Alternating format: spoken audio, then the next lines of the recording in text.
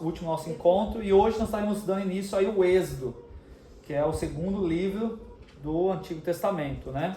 Que também foi escrito por Moisés. Eu vou só dar uma introdução rápida. A Jennifer vai passar os capítulos aí, eu creio que até o 15, dependendo do tempo, né? Mas eu queria fazer uma introdução antes. Eu creio que muitos de vocês já conhecem um pouco sobre Êxodo, que conta a história de Moisés, né? E Êxodo é um capítulo, assim, extremamente importante da Bíblia, porque ele conta uma ação de Deus que tipifica toda a nossa salvação do Novo Testamento. A pessoa de Jesus é um dos livros mais importantes, tá? Para mim, na minha opinião, de tudo que eu já estudei até hoje. Então, eu peço que vocês se dediquem mais ainda nesse livro de Êxodo. A gente vai passar os capítulos do nosso material aqui. Tem uns detalhes, tem umas curiosidades, tem algumas coisas bem legais para você acompanhar e complementar o que vai ser passado hoje aqui. Tá bom?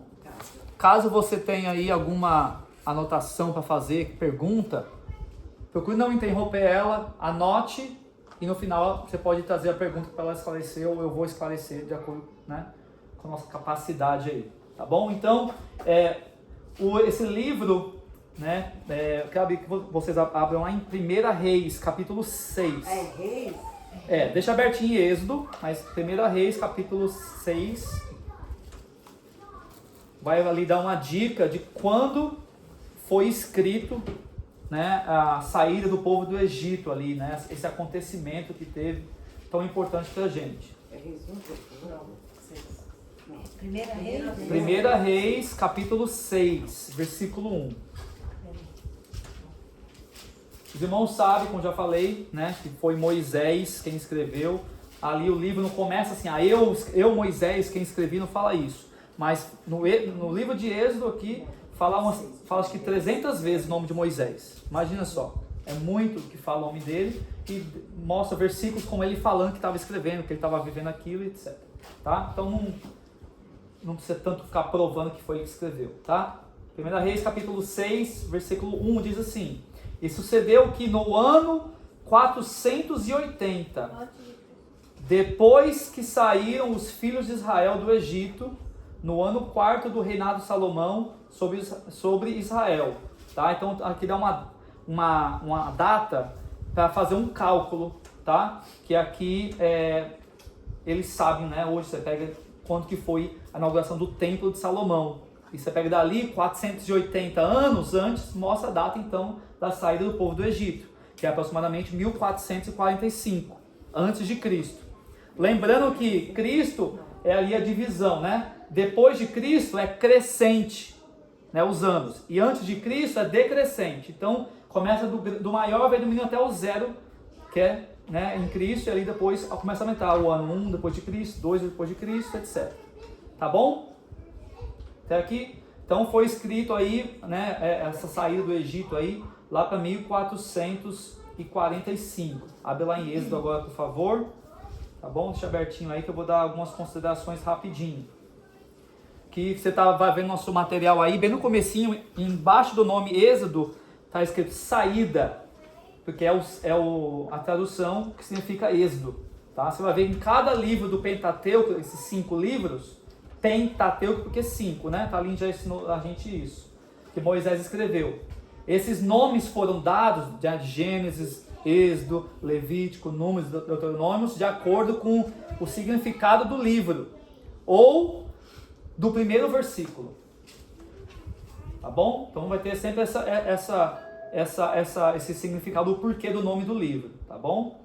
Então, Êxodo aí significa saída. Sair do quê? O povo do Egito. Tá bom?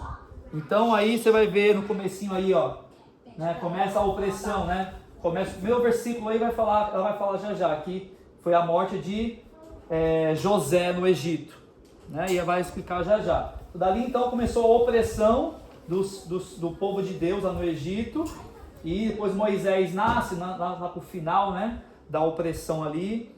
E algumas coisas importantes que eu ia falar é o seguinte, que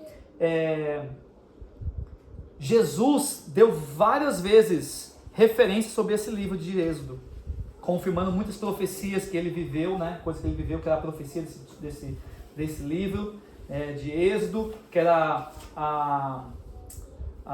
como é fulfilled em inglês, em português? O cumprimento, né, das coisas que estavam escritas aqui. Os irmãos sabem, eu sempre falo que uma das matérias mais favoritas minhas, quando eu estudei na faculdade, é a tipologia, né? Eu falo toda hora isso, né? Coisas do Antigo Testamento que tipificavam aquilo que havia de vir, né? Os teólogos chamam de sombra. Sombra é algo que expressa ali algo que está na frente, algo que é real, algo que não é real, mas tem um formato, tem ali a aparência daquilo que é real e físico, que está na frente, que é concreto, tá? Então, na Bíblia, no Velho Testamento, tem sempre isso, coisas que são sombras da que haviam de vir. Até a antiga aliança, a aliança que ela vai falar que Deus fez com Moisés no capítulo 19, vai falar da nova aliança, da velha aliança. Essa velha aliança falava apontando para quê? Para a nova aliança, ok? Então você vai ver que tudo nesse êxodo aqui, capítulo inteiro, cada detalhe aponta para nós hoje, aponta para Cristo Jesus no primeiro lugar e também para a salvação e redenção da igreja. Então presta atenção nesses detalhes, anota aí, ela vai falar alguns, eu vou estar falando às vezes também. Se vocês pegarem, pastor Jennifer, isso aqui, tem tudo a ver. Eu tinha muito tempo, né? Gastei muito tempo para poder falar isso, mas vou deixar a Jennifer falar aí, só para vocês entenderem isso, tá bom? Pega os detalhes. Até Moisés, ele é uma sombra de Cristo, ele é um exemplo de Cristo, como José e tudo. Em Êxodo você vai ver que ali Deus ele se revela como Deus Todo-Poderoso, os atributos dele. Em Gênesis ele não revela assim. Ele não se deu a conhecer a Abraão, a Isaac, a Jacó com seus atributos. Foi tudo meio que assim, tipo assim, eles tinham que crer e obedecer. Deus não se fez conhecer muito a eles. Em Êxodo aqui, Deus se faz conhecer para o povo dele. Em Gênesis, Deus ele está com seres humanos individuais. Você vai ver a história de muitas pessoas individuais. Em Êxodo você vai ver Deus com o povo dele. Glória a Deus. Tá bom? Né? Moisés ali com uma pessoa principal, mas é um enredo ali em torno de Deus e o povo dele. Tá? Entre outros detalhes eu vou deixar que já tomei assim 7 minutinhos já, tá bom? Fica à vontade aí, Gê. Então vamos lá, no capítulo 1, versículo 12. Se alguém já tem aberto aí, pode ler. Mas, quanto mais o afligiam, tanto mais se multiplicavam, e tanto mais cresciam, de maneira que se enfadavam por causa dos filhos de Israel. Amém, obrigada. Então, quando termina, né, o que a Thalina explicou do Gênesis, José, que era um homem de Deus, ele estava no poder no Egito. Então, eles estavam numa situação boa. Aí Êxodo começa com a morte de José. Então, o líder deles morreu. Eles estão numa terra estranha no Egito, um povo estranho, diferente deles, que uma cultura diferente, com muitos deuses. Eles tinham um Deus e eles começam a se encontrar numa situação difícil, porque José morre e as coisas vão ficando difíceis. O faraó, que era amigo de José, já morreu, o filho assumiu, nem lembra mais de quem era José. Então o que acontece o faraó, os líderes veem que esse povo aí tá muito grande, daqui a pouco os nossos inimigos vão vir nos atacar e eles não pertencem a nós, eles não são egípcios, eles são israelitas, eles estão no nosso meio, eles vão se juntar com o inimigo, eles vão dominar a gente. Então começa a tentar oprimir eles com trabalhos forçados, né, com a escravidão. E quando vê que quanto mais eles sofriam, né, que é esse versículo, mais eles se multiplicavam, eles estavam criando dentro deles um exército inimigo ao ver deles, né? Então, o primeiro capítulo fala, né, que do momento que começa a opressão deles, né? Tem aquele ditado, a mamata acabou. É bem o que aconteceu. Eles estavam no bem bom, mas no capítulo 1 já começa, a mamata deles acaba. E eles começam a viver um período de dificuldades, né? E aí o faraó ordena que matem os meninos, né? Porque homem é que é o guerreiro. Então parteiras, quando nascer um menino, mata no parto mesmo, ali na hora de nascer. Só que as parteiras, né, dá o nome de 2 parteiras, e elas né, fala, a gente não vai matar criança, então elas deixam nascer, e aí o faraó vê que continua nascendo menino, e aí elas falam, não, mas é porque as hebreias, elas têm um filho muito rápido, a gente chega e já nasceu, e né, continuam, mas continua essa lei que tem que morrer, né? Aí no capítulo 2 aparece aí esse personagem tão importante da Bíblia, né, que é Moisés, o nascimento de Moisés. Ele nasce nesse contexto de que a família dele, eles, quando descobrirem que ele nasceu, ou ele morre, ou morre a família inteira, que vão matar porque desobedeceram a lei, né? E aí o bebê é muito bonito, diz, né? E a mãe esconde ele por 3 meses. E chega um período, o bebê começa a fazer barulho, o que for, não sei o que acontece, que eles veem que não tem mais como ter aquele bebê em casa. Então a mãe, né, não vai arriscar a família toda por causa dele, ela tem essa divina inspiração aí de fazer um cesto impermeável e colocar ele no rio. Não sei qual era a intenção dela, mas coloca ele ali no rio. E a irmã mais velha, Miriam, começa a seguir para ver o que vai acontecer, né? Coloca o bebê ali na beira do rio e a irmã fica de olho e tal. Vem a filha de Faraó tomar banho no rio, né? Que era um rio muito importante, eles idolatravam esse rio aí. E encontra esse bebê lindo e sabe do que se trata. Ela sabe que aquele bebê estava destinado à morte, mas ela vê aquele bebezinho e ela ama ele, né? Ali naquele momento ela quer cuidar dele. E aí a irmã, muito esperta, fala, você não quer que eu chame uma hebreia, uma escrava, para cuidar do seu filho? Porque era comum a ama, né, a amamentar, cuidar, até a criança crescer um pouco. E aí ela aceita, e depois de um tempo, ela vai e cuida desse bebê, e aí a princesa vai e pede ele de volta, né, e aí por isso que ela coloca o nome de Moisés, que é retirado das águas, né? Aquele que tem o tirado das águas. E aí, então ele cresce, né? Os primeiros anos de vida foi com a mãe biológica, depois ele cresce com a filha de Faraó, e um dia ele vendo ali as coisas, né? Ele vê que os escravos, né? Israelitas estavam trabalhando e tinha um homem egípcio maltratando muito eles, então ele vai e se intromete vai defender. Só que como que ele vai defender? Ele vai para matar esse homem. Ele vê que ninguém tá vendo, ele mata o egípcio. É até engraçado que depois ele dá as regras, né, as leis de Deus de não matar, e uma das primeiras coisas que ele fez foi matar. E aí ele mata e acha que ninguém viu. Passa um tempo, não sei quanto tempo, ele tem 2 israelitas brigando, e aí ele tenta apaziguar, fala, você tá brigando com seu irmão, né? Uau, tanta dificuldade aí, você vai brigar irmão com irmão? Aí um deles fala, você vai me matar igual você matou aquele egípcio? Alguém viu? E aí ele fica com muito medo, né? Porque aquela história vai se espalhar, e Faraó vai precisar culpar alguém e punir, então ele foge, ele sabe que ele não tá numa boa situação, né? Faraó busca pra matar ele foge. Aí, então fala, né, o lugar que ele foge é para Midian. E aí, nesse lugar, fala que existe um sacerdote lá, que tinha 7 filhas, né? O nome desse sacerdote é Jetro, ele tinha 7 filhas e elas iam até um poço tirar água. E aí, Moisés está na situação, fugido, chega até lá, essa cidade, ele está perto desse poço.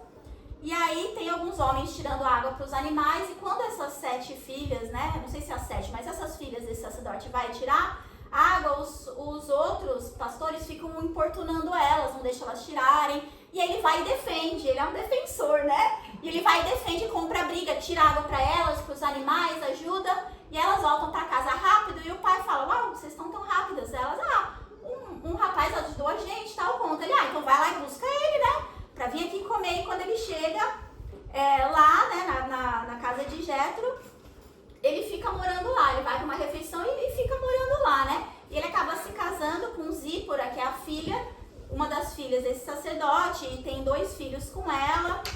E aí, então, ele recomeça a vida dele nessa situação, né? Ele fica aí morando com esse sogro dele, com a família dele, e nesse tempo o faraó morre, esse que queria matar ele, né, morre.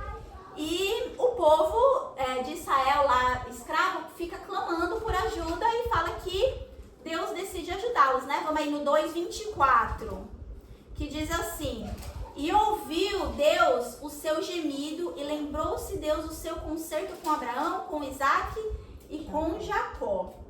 Né? Então, Deus ouve. Aí no versículo 3 a sarça ardente, né? Que é o encontro que... Capítulo 3? No capítulo 3, o encontro, né, que Moisés tem com Deus. Ele aparece, Moisés está ali cuidando dos animais, ele começa a ver um arbusto que pega fogo, mas não é consumido. Ele chama muita atenção dele, ele vem com fogo que não consome, né, que é isso, a sarça ardente. E ele ouve a voz de Deus que dá instruções específicas para ele, que ele deveria ser o líder para ir e salvar o povo. Essa parte é bem importante. Eu vou tentar ler aqui o que eu escrevi, que eu tentei resumir, mas eu achei muito interessante, né? Alguns pontos bem importantes. Deus fala que será com ele. Fala assim, ó, eu vou ser com você, Moisés. Vai lá, faz isso, eu vou ser com você. Glória a Deus. Deus fala que quando perguntar, aí Moisés começa, tudo que Deus fala, Moisés sempre rebate, né? Aí ele fala, não, mas não vão acreditar, o que eu falo? Aí Deus fala, se revela, né? Que foi o que Jesus falou. Ele fala assim, ó, quando perguntarem quem te enviou, fala que foi o grande eu sou, né? Que é como Deus era conhecido. Qual é esse versículo? 14, que a gente vai ler. Aí já abre no 14, no 3:14, que é o versículo desse capítulo aí. Então, que era para falar assim, o great I am, né? O grande eu sou. E ele deveria ir, ele dá instruções específicas. Primeiro ele tinha que voltar para o Egito, de onde ele fugiu. Ele iria ir para os líderes dos hebreus, falar com eles. Falar, ó, Deus me enviou, quem te enviou? O grande eu sou me enviou, Deus dos seus pais, tudo. E eu vim aqui falar com o faraó para deixar a gente ir embora. E depois disso era para ele, com os líderes, ir para faraó, falar isso. E Deus já avisou, falou assim, faraó não vai deixar. E aí eu vou ter que fazer milagres até ele deixar vocês partirem. Então Deus, ele deu o plano dele assim, ó, de uma maneira que você não vê. Geralmente Deus fala, vai, aí a pessoa vai, aí vai acontecendo. Não, Deus teve essa conversa com ele, né? Então, que era pra ele fazer uma, na verdade também era pra ele ir, quando ele fosse pra faraó, era pra ele falar especificamente, ó, deixa o povo de Deus, a gente adora um Deus diferente dos deuses do Egito. Então deixa a gente caminhar 3 dias até o deserto, todo mundo, os nossos animais, as nossas famílias.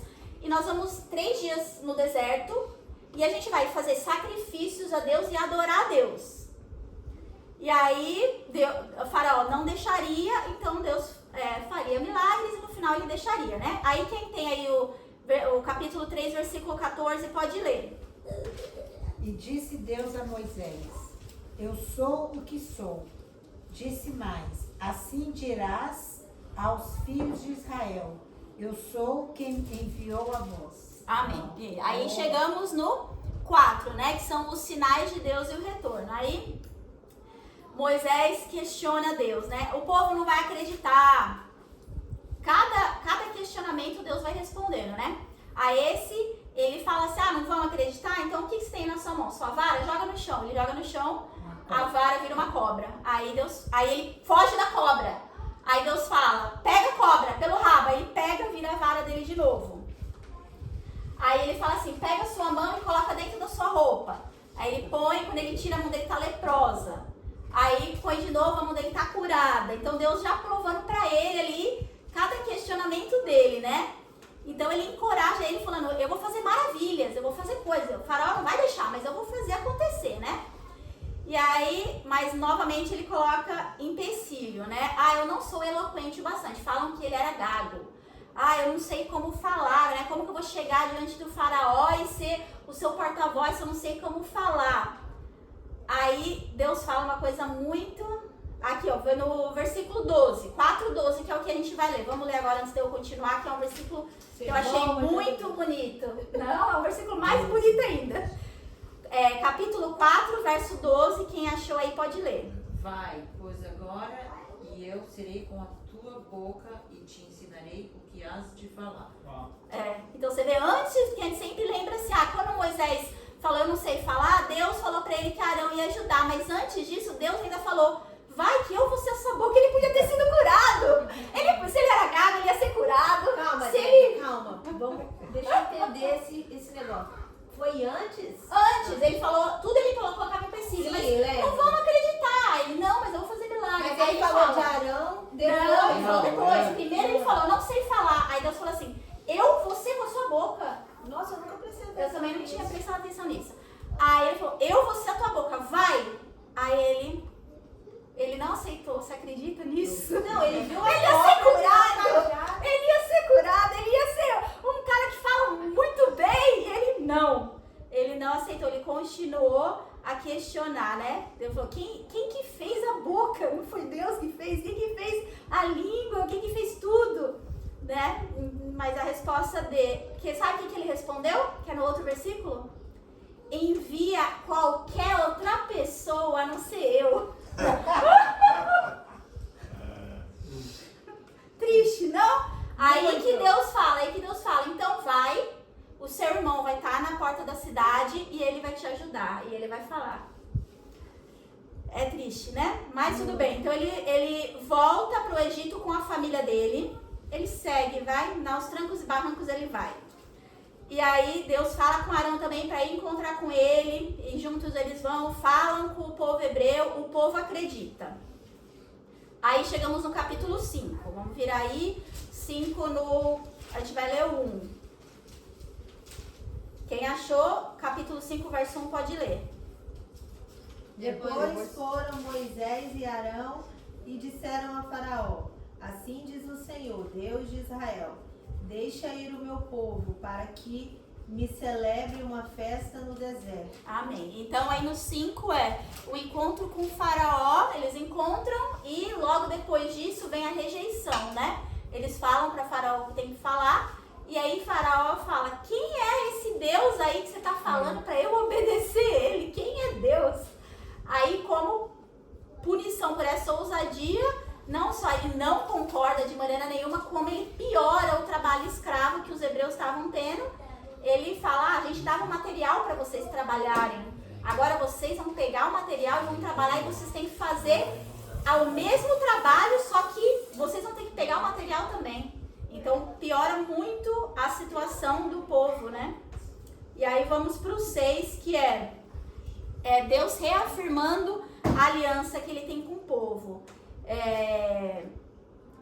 Diante do primeiro empecilho aí, foi a primeira coisa, Deus já tinha avisado que não ia ser aceito, que ia ter que ter milagres, ia ter que ter um pouco mais de trabalho. Mesmo assim, o povo já desesperado, claro, porque está trabalhando de escravo, ainda o seu trabalho piora. Ele já, meu Deus, você vem aqui só para infernizar a nossa vida, não é possível. E aí Moisés também sabendo de tudo, que ia ser difícil, ele, não Deus, mas calma aí. Não sei o que eles esperavam, na verdade, né? Por isso que ele não entrou na terra prometida. E aí Deus novamente tem que reafirmar as mesmas coisas que Deus já tinha falado antes, ele tem que falar de novo. Não, você vai lá, tudo de novo, né? Então ele reafirma. Aí no 7 é a primeira praga.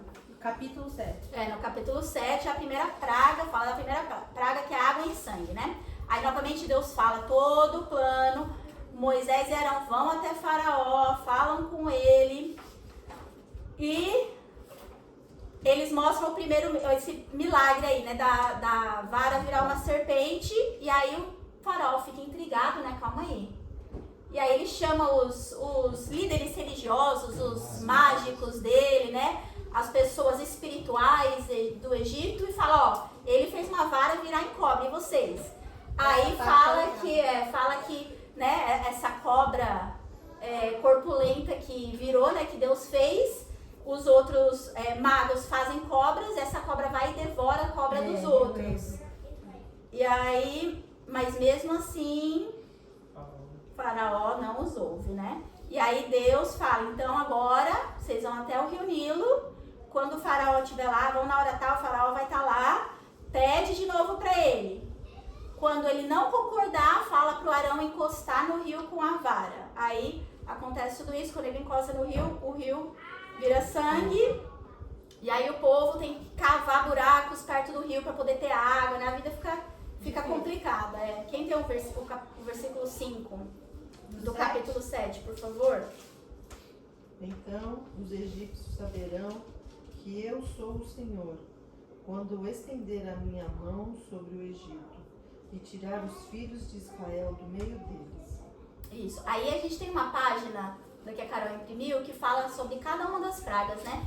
Os egípcios, eles tinham muitos ídolos, né? Eles adoravam muitas coisas. Então aí cada uma a gente vai ver que ela era como se fosse Deus confrontando essas divindades que eles tinham, né? Então cada uma das pragas foi assim, era como se fosse uma humilhação para o que eles acreditavam, né? Porque eles idolatravam o rio. E aí o rio vira sangue e era o rio que dava vida para eles, dava peixe, a comida, a água, e aí fica inútil, né? E aí, então depois a gente pode ver essa página aí. Aí o próximo no capítulo 8, que são as próximas pragas, rãs, piolhos e moscas. E aí passa 7 dias, eles vão novamente com a mesma história, deixa meu povo ir. Novamente a resposta é não. Aí Deus manda rãs por todos os lugares, por todo lado só tinha rã. Aí o faraó chama eles de volta e fala, bom, a gente não tem nada que fazer dessas rãs aí, eles não conseguiam se livrar das rãs.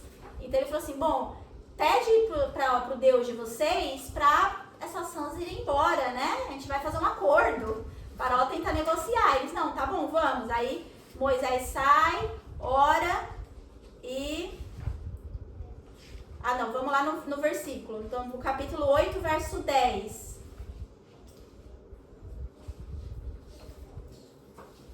Que é o que Moisés fala. Ele respondeu, amanhã Moisés disse... 8, 10.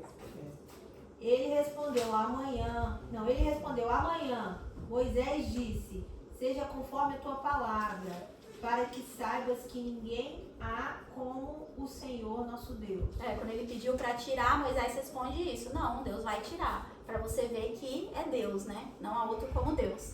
Aí no capítulo 9 aqui, nós temos a 5ª, 6ª e 7ª pragas, que é pestes nos animais, úlcera e saraiva.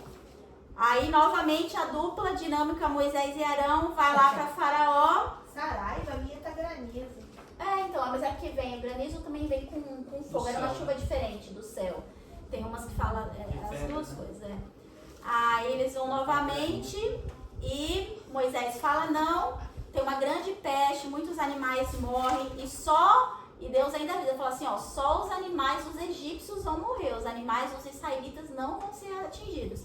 E aí morre um monte de animal e nada acontece com os israelitas. Aí a próxima, mesma coisa. O faraó não deixa uma sarna nos humanos e nos animais, que era uma sarna tão horrenda que virava umas úlceras na pele. E novamente eles aguentam aí, mas não pode ir. A próxima, difícil. Não, mas ele pede pra orar, né? Mas Deus Aí Deus com tanta pedra chama antes. Eu vou endurecer o coração dele, não vai aceitar. Eu vou endurecer o coração dele. Então a gente vê que é Deus. Deixar soltar.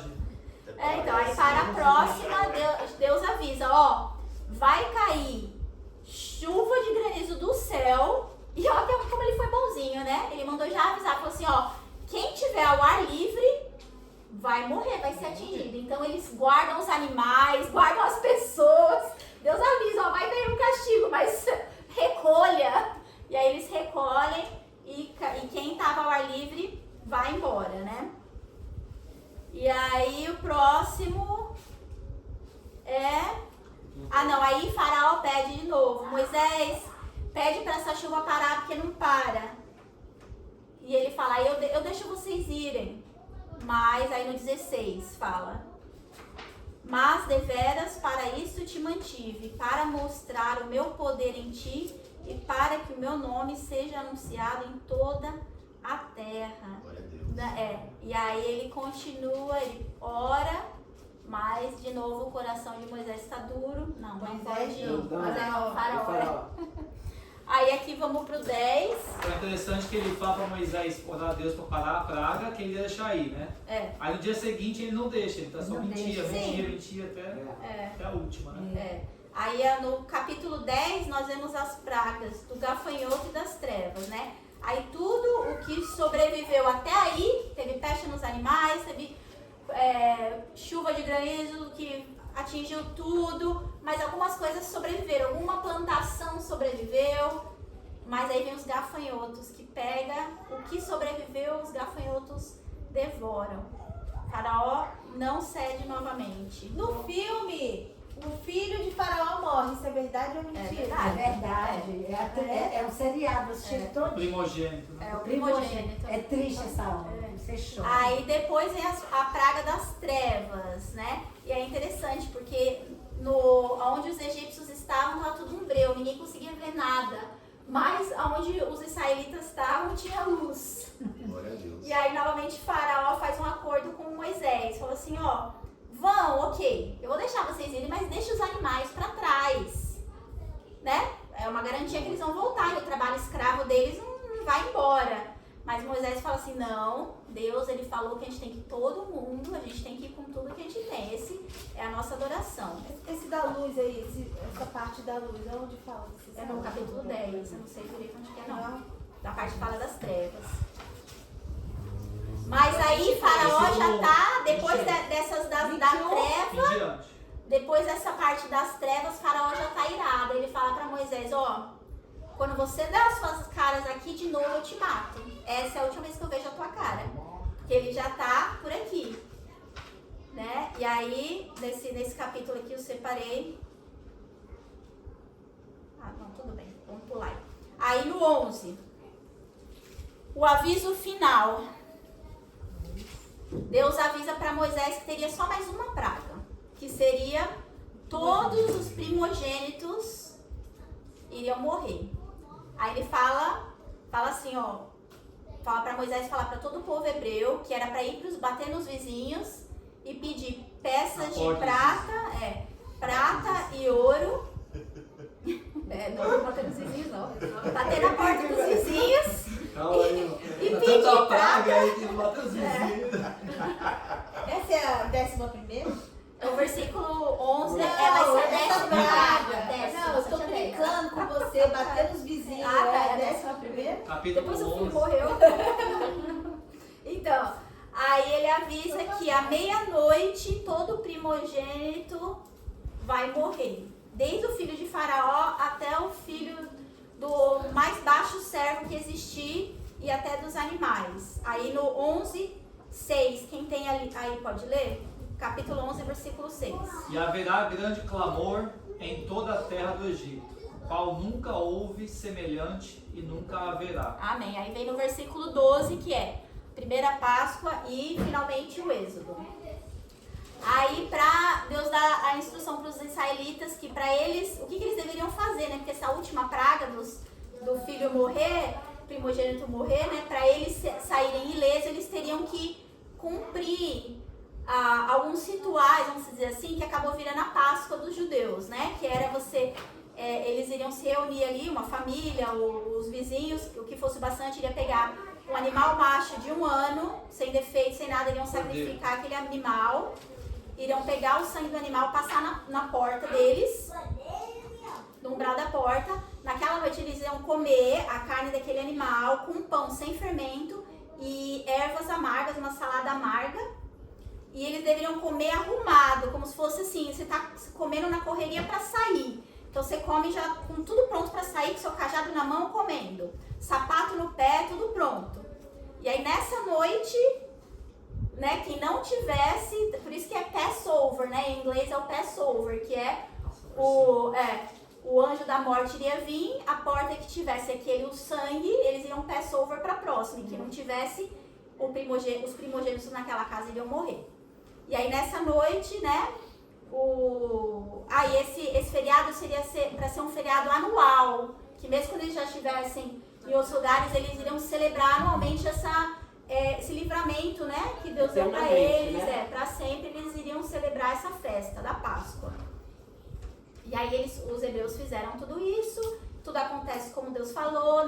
Nessa mesma noite o Egito inteiro acorda, porque de madrugada ouviam-se os gritos, né, das pessoas descobrindo os filhos mortos. Então todo mundo acorda com aquele caos, e ainda de madrugada Faraó chama Moisés e Arão e fala, ó, vocês saiam daqui agora. E nesse mesmo dia, 600 mil homens, só dos homens, né? 600 mil. Então, imagina, 2 milhões de pessoas, sei lá quantas milhões de pessoas. 600 mil homens, mais mulheres, mais crianças. E até aí fala que eles tinham passado 430 anos no Egito, né? Desde que eles chegaram lá. E aí vamos ver no versículo 13, quem tem aí, capítulo 12, versículo 13. E aquele sangue tu será por sinal nas casas em que estiveres. Vendo eu o sangue, passarei por cima de vós, e não haverá entre vós praga de mortandade, quando eu ferir a terra do Egito. Amém. Aí no 13 aqui nós vemos que Deus guia o povo. Deus manda, né, que eles consagrem o primeiro filho a Deus e começa a guiar eles pelo caminho que eles tinham que seguir. E aí eles levam com eles a ossada de José, porque José faz os filhos prometerem que não deixaria o corpo dele ali, queria enterrar ele com os familiares dele. Então eles saem, levam o osso de Moisés. E aí no versículo 21, quem tem aí? 13, 21, que é um versículo muito bonito, que fala aí Deus guiando o povo. 13, 21. E o Senhor ia diante deles, de dia numa coluna de nuvem, para os guiar pelo caminho, e de noite numa coluna de fogo, para os alumiar, para que caminhassem de dia e de noite. Pensou? Então, ó, Deus, você sai, e aí tá aí uma coluna de nuvem para os guiar pelo caminho, e de noite uma coluna de fogo. Então você tinha ali uma proteção do sol no deserto, você tinha, à noite é muito frio, você tinha ali um fogo para te aquecer durante a noite, Deus já cuidando deles aí, ó, até o primeiro passo que eles deram, já estava Deus ali junto, né? Aí vemos o versículo, o capítulo 14, que é a passagem pelo mar. Enquanto o povo começou essa caminhada aí, Faraó muda de ideia, os escravos indo embora, ele se reúne ali uns homens de guerra, vão nos seus carros com cavalos e começam a perseguir o povo. Quando o povo olha e vê aquele exército vindo contra eles se desesperam e logo no começo da jornada já começou o povo a reclamar. Aí eles falam assim, não tinha sepulcro no Egito? Por que você traz a gente para morrer aqui? É isso? Já começou. Não tinha, né? E aí Moisés fala, não temam, fiquem quietos e vede o livramento do Senhor, que hoje ele fará. Porque os egípcios que hoje vistes, nunca mais vereis para sempre. O Senhor pelejará por vós e vos calareis. Então, né, aí, só que nisso Moisés ele fala essa coisa tão bonita. Mas quando o povo vai reclamar com ele vai reclamar com Deus. Ele meu Deus, e agora? E agora? Porque você olha pra frente tem o mar, você olha pra trás o pessoal da guerra. Aí agora? Aí Deus dá uma resposta muito boa pra ele, né? Fala assim, eu não falei pra vocês andarem? Quando chegar no mar, toque no mar e você vai ver. Né? Aí vamos aí no versículo 21, 14 e 21. Quem tiver aí, lê, que a gente tem mais um minuto aqui, eu quero terminar o 15. Então, pode ler. Não, tudo bem. Pode ir. Então Moisés estendeu a mão sobre o mar, e o Senhor afastou o mar e o tornou em terra seca, como um forte vento oriental que soprou toda aquela noite. As águas se dividiram. Isso, obrigada. Então sopra um vento e eles passam pelo mar em terra seca. O povo vai na frente e os egípcios vêm atrás. No meio do caminho fala que Deus atrasa os egípcios, né? E as rodas começam a dar problema dos carros que eles estão e dá tempo de todos os hebreus passarem.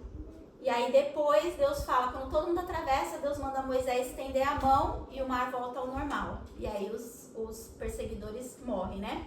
Aí vamos no 15 aqui pra gente finalizar, que já é 9 horas, que é o cântico de Moisés e as águas amargas tornam-se doces. Quando passou por tudo isso, Moisés ele adora Deus, né? Fala que ele tem um cântico para Deus. E aí a irmã dele, Miriam, pega um tamborim e começa a dançar e adorar a Deus. E aí eles continuam andando aí nessa caminhada até chegar num poço de águas, mas aí quando eles vão beber, a água é amarga. Aí todo mundo reclama com Moisés, aí Moisés vai reclamar com Deus. Aí Deus fala pra ele, ó, pega essa madeira, joga nessa água aí que a água vai ficar doce. Ele joga e a água fica doce. Então aí, acabamos o 15. Quer complementar alguma coisa? 9 horas. Alguém anotou alguma coisa aí? Alguma dúvida? Além da Adriana?